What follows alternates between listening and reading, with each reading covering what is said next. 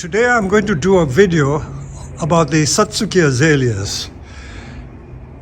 When we first started the nursery back in the late 80s and right through the 90s and up to 2007, my wife and I used to visit Japan immediately after the Chelsea Flower Show, and we used to spend a week or two in Japan buying trees.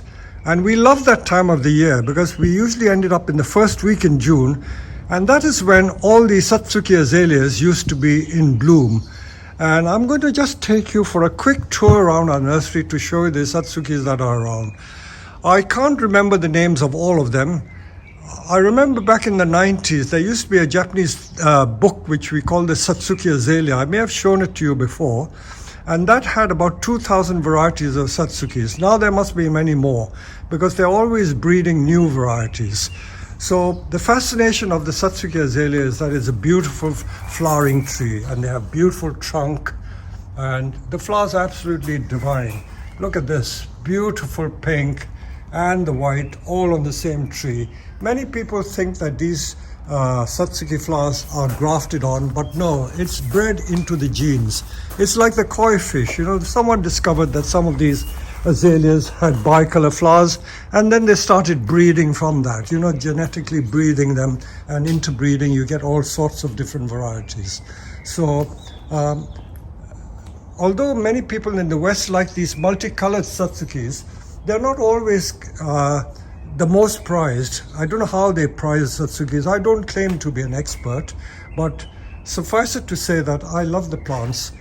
I also remember that when we first used to buy trees from Japan, I never used to like flowering trees because, flowering trees, they don't have a long flowering season.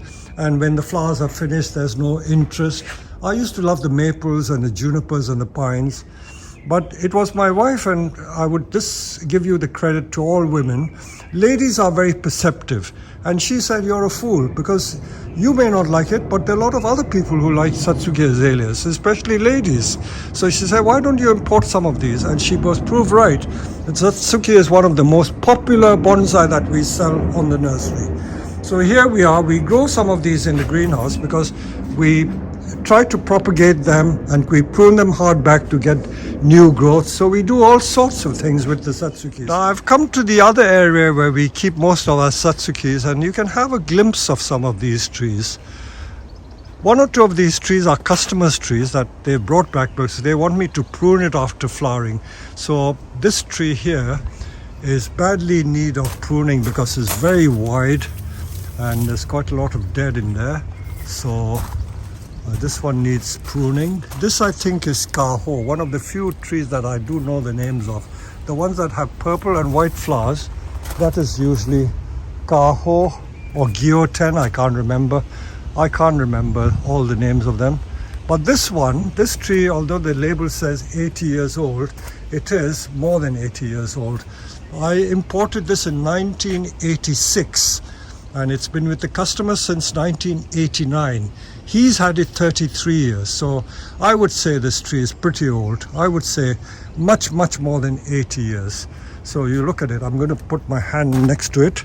Look at it. The trunk is about 12 inches in diameter. 12 inches diameter trunk.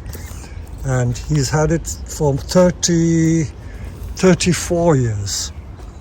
Owned it for 34 years. So that's a beautiful tree. Really beautiful tree.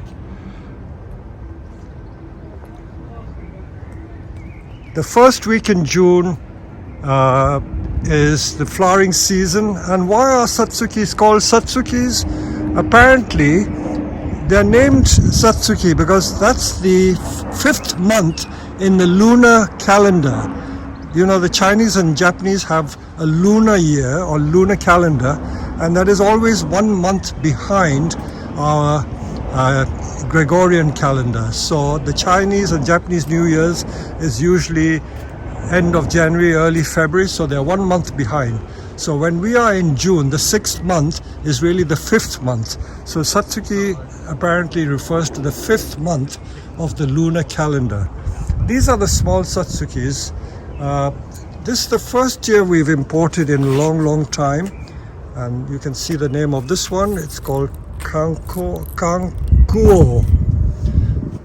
there are, as I said to you, more than 2,000 named varieties of Satsukis. And if people are breeding their own Satsukis, goodness knows how many Satsukis there are. So it's not yet at the peak of its flowering season. The flowering season can last into July. So there you are. You see this one has got white flowers, pink flowers, red flowers, all on the same tree. Many of these are being grown in trays and boxes because I'm growing them bigger. We don't just grow the trees and sell it. We actually do things to them. We propagate cuttings from them and we change the shapes of some of them. Some of them haven't yet come into flower, so there is an early, mid and late season flowering Satsukis. As I say, I'm not a Satsuki expert, so I don't claim to know that much about Satsukis. Suffice it to say that they are grown in this soil called Kanuma mixed with moss, and the grower has very kindly put the names of all of them. This is called Komane, and that one is Azuma Kagami. There are so many names. I wish I understood Japanese, then I could explain to you what they mean, but they all have these very sophisticated names.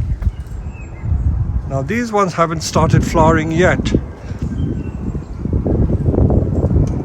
This one is flowering.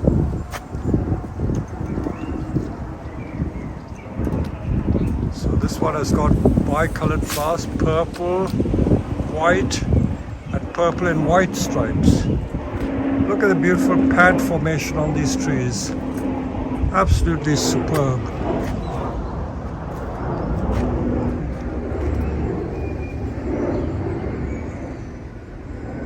This one is a deep red and a pink. So there are red flowers, pink flowers, and pink with red stripes. How beautiful is that? This tree is almost 90 centimeters tall.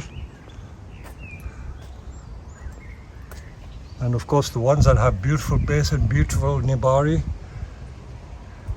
they are obviously old, but I wouldn't say that they're necessarily more valuable. I've seen in Japan some very scrawny thin ones, grown sometimes in the literati style. The trunks are barely finger thick, but they are about 70 or 90 centimeters tall, and they are highly prized. So I don't know what the criteria for value and beauty is with Satsukis. I will take a few more videos in the next couple of weeks as more of the flowers come into bloom, and you can enjoy all these lovely Satsukis. So if you've never grown one, and if you live in a country where you can actually import them, you are in for a treat. Sadly, if you live in the tropics, I keep getting comments and even emails from people who live in the tropics like Indonesia, Philippines, places like that, Bangladesh, Pakistan, asking, can I grow maple, can I grow Satsukis? I'm afraid not, unless you live in the Himalayas where it's really cold and you get freezing conditions. Sadly, rhododendrons and Satsukis are not really suitable for the tropical climate. So you've just be content watching videos like this and looking at pictures of Satsukis. You can try, but I don't think they will grow well. I once got someone from the Gulf area, I won't mention the country, he said, oh, I've got a beautiful air-conditioned house and I'll grow these in the house. I told him it wouldn't grow. He insisted on taking it, but I haven't heard from him. I'd love to know how. He was going to keep it in the air-conditioned house 12 months of the year. So somehow I don't think it would work. I wish it did, but somehow I don't think it would work. So this is the first installment of my Satsuki video. There you are.